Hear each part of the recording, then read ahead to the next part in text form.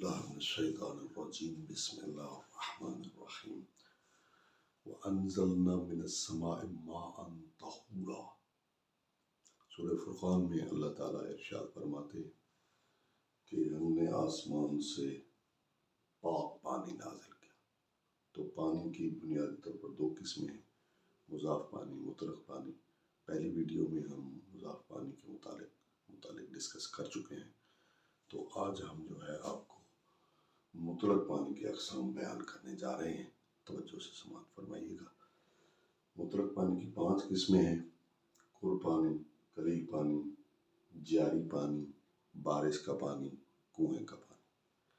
پھر توجہ سے سماعت فرمائیں، مطلق پانی جو خود بھی پاک ہے اور دوسری چیزوں کو بھی پاک کرنے کی صلاحیت رکھتا ہے، اس کی 5 قسمیں ہیں: کور پانی، کلیل پانی، جاری پانی اور بارش کا پانی، اور نمبر 5 کنویں کا پانی۔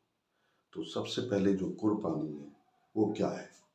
کور پانی کی مقدار ہے 348 لیٹر۔ یہ ایک برتن ہو، ایک ٹینکی ہو، ایک حوض ہو، جو بھی چیز ہو، اس میں 348 لیٹر پانی آ جائے، اس کو کور کہتے ہیں۔ تو اس کے ساتھ جو نل ہے، جو شاور ہے، وہ ملا ہوا ہو تو اس کا حکم بھی کور کے ساتھ ہوتا ہے۔ جس طرح ہم اوپر چھت پر ٹینکی رکھتے ہیں، اگر اس کی مقدار 348 کلومیٹر ہے یا 348 لیٹر ہے، اس میں آ جاتی ہے تو وہ کور ہے۔